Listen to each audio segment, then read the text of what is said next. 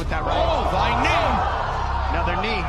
To a reverse triangle. That first round against Corey Sandhagen, I ended up blowing out my left knee the last 10 seconds of that first round. I tore my LCL, my medial and my lateral meniscus, and my PCL. So just everything but my ACL, which I was kind of pumped about that, but just knew it was so messed up. I sat down in the corner after the first round, and excuse my language, but I said my knee's fucked. You know, I didn't know how I was going to be able to push through the fight, but was able to make it through it, as well as got cut really bad in the fight. So it was a bar burner, but definitely the most damage I've taken in a fight.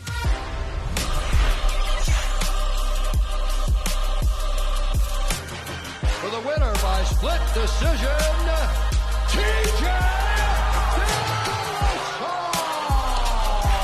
Ended up getting the win. Had to fight on 4 rounds on one leg for the most part, you know. So there was a lot of mixed emotions going through that fight, you know, not knowing, coming in the second round, not knowing how I was going to be able to do it, and then just kind of having to turn the gas on after that, you know.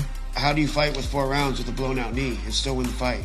I think mental toughness. TJ's always been a mental tough athlete. I think he gets that from his family. His mother's dad was a Marine drill sergeant, and she was raised by a Marine drill sergeant.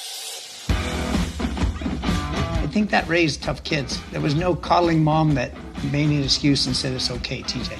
Sure, we were a loving family, but the buck stops with you. Yeah, so 4 days after the fight, I got knee surgery. Woke up the next morning after the fight and couldn't walk, you know. I think just the adrenaline kind of drained out all the pain and the feeling of it. But I woke up the next morning and my knee was just a balloon and couldn't walk. So I got surgery 4 days after the fight, and now it's been 3 months since my surgery. And just knew that I wanted to make sure I sped up my process to getting back to the cage, you know.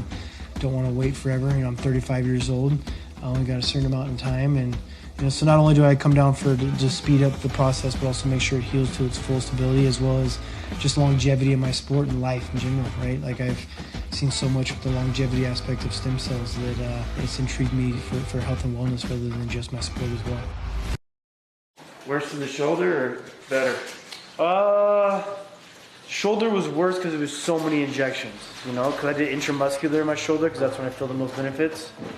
And so you're kind of like a pin cushion because you have so many spots you got to go on your shoulder. But with the knee, it's just got to get the fluid inside that socket, you know? So it's just one injection, which is nice.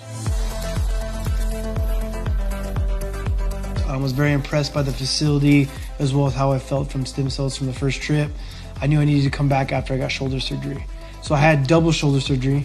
I waited to get both my shoulders done before I came down, and then I got intramuscular injections into my shoulders to really finish healing up my surgery to the fullest ability, because those shoulders, man, they once you get them done, I feel like they're never really structurally sound as God made you, you know? So it definitely helps speed up my process as well as heal to the fullest. And how do they feel now? They feel great. The best they've probably felt in 6-7 years. Exactly. Keep moving them. Keep moving them. Perfect. That way.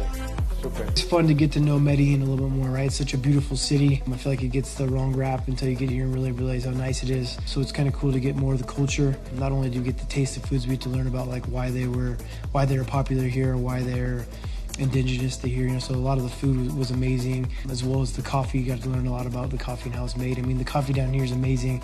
They tell you not to drink it, but I'm a coffee drinker. I can't stop, you know, especially when you're in Colombia. So it was really cool to kind of get the history, the background to food and coffee down here, and just see the city as well. What's next for me is getting healthy and then getting my belt back. I'm the uncrowned king right now of the weight division, so I'm back to reclaim what's mine. Your belt's never been taken. Yeah, I never lost my belt, so right now it's just being held by the paper champ. So when I get back, I get that belt and be the only 3-time champion. So it'll be quite nice to get back in the cage again and be called the champ.